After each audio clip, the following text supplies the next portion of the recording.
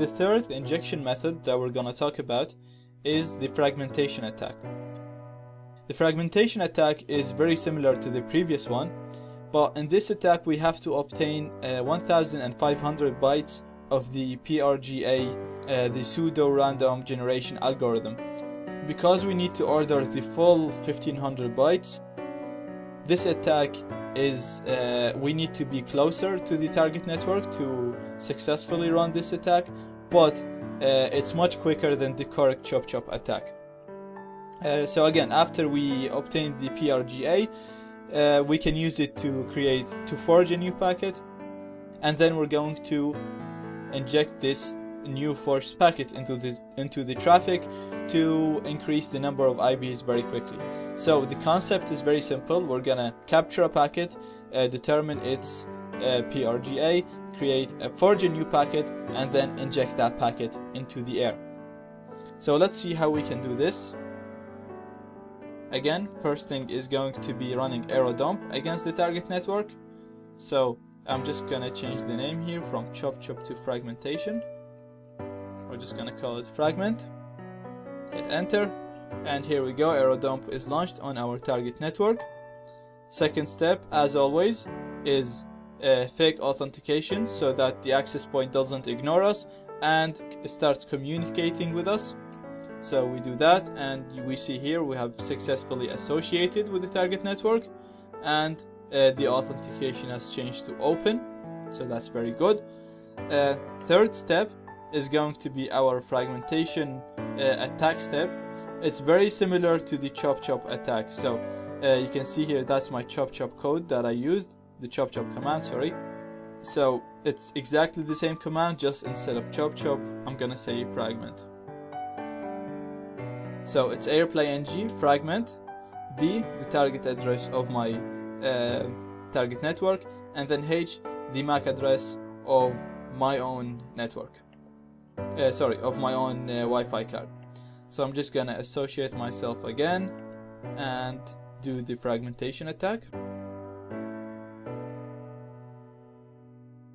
So it's waiting for a packet now. Once it captures that packet, it's gonna try to determine its PRGA. And here we go.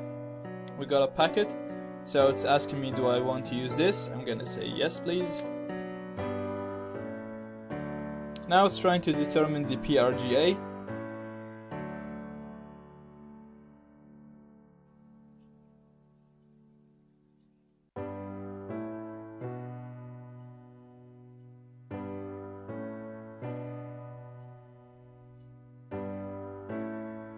So that packet wasn't useful.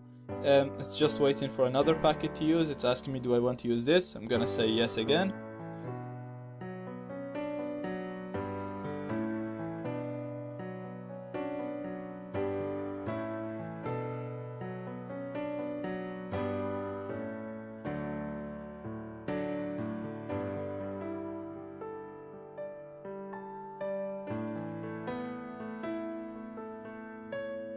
Again, that packet wasn't useful, so we're just waiting for another useful packet. I'm gonna reassociate myself in the meanwhile, and I'm gonna say yes.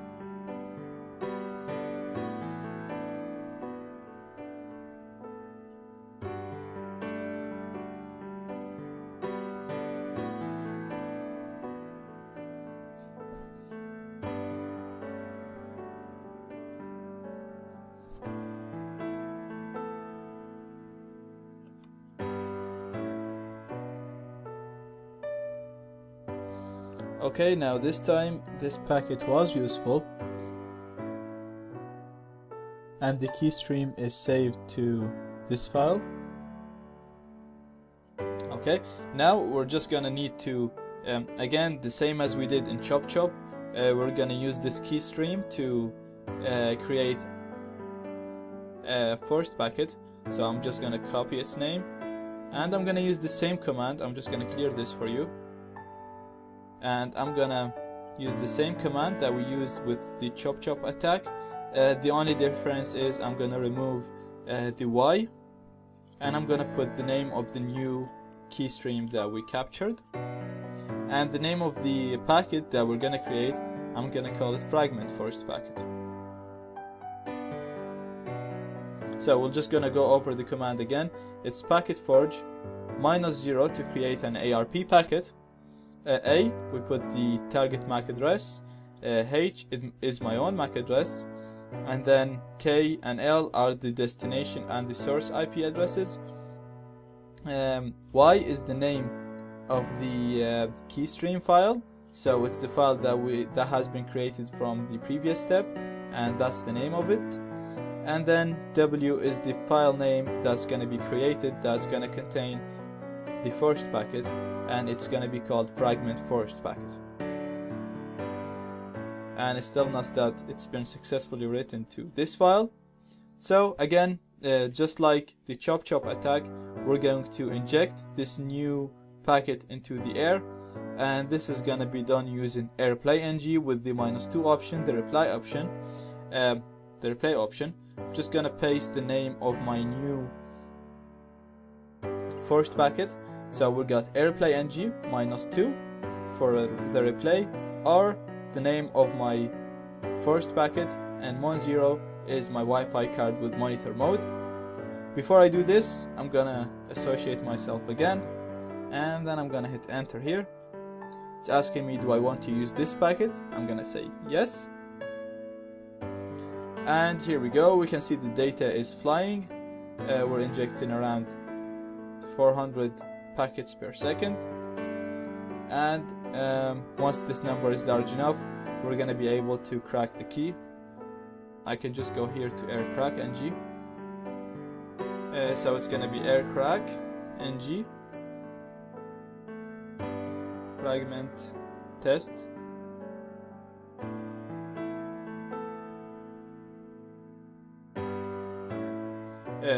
.cap, and here we go. We can see the key, that's the WEP key, and we have 30,000 IVs. So if we go back here, it's probably even more, it's 35,000, and the numbers are increasing quickly. So that was the 3 methods to inject packets into the air. There is more methods, but that's in my opinion the best 3 methods to increase the number of data into idle networks. This way we're able to crack any WEP encrypted network.